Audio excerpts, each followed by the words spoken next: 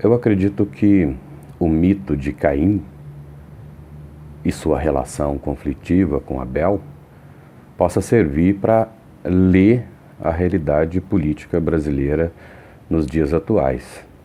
Eu vou recuperar rapidamente essa história para, na sequência, fazer alguns comentários muito breves. Eu parto justamente da noção de que Caim é o filho primogênito de Adão e Eva. E ele tem toda a atenção de tal forma que o mundo de sua mãe é, ao mesmo tempo, o seu mundo, não havendo, portanto, distinção onde termina, finaliza a experiência de mãe e a experiência de filho. E Caim se sente o único filho no mundo. Ele guarda toda essa proteção simbólica que o filho único no mundo possui.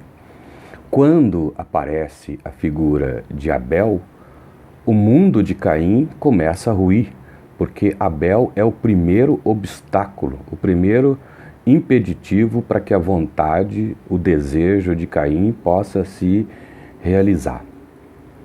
E tudo fica muito mais dramático na medida em que as oferendas, as ofertas de Abel são aceitas por Deus e as ofertas de Caim são rejeitadas.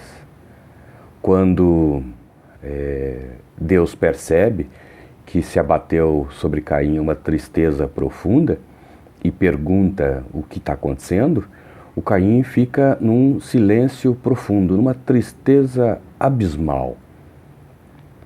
E ele trama e pensa o modo de ser ou de voltar a ser o único filho presente no mundo.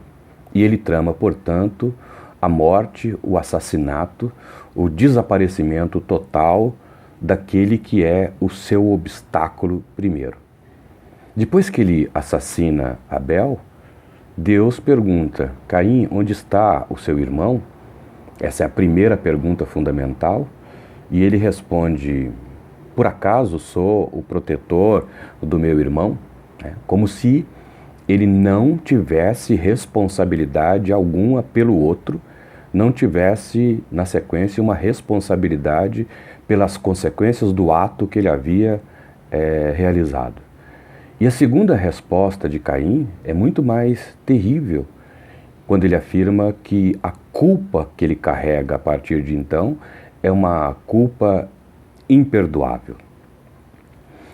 Esse mito pode nos ajudar a ler a realidade, na medida em que a ideia de irmandade ou de cidadania está atrelada não a vínculos sanguíneos, como possuía Abel e Caim, mas a um outro tipo de vínculo, que se funda justamente sobre a ideia de responsabilidade pelo outro.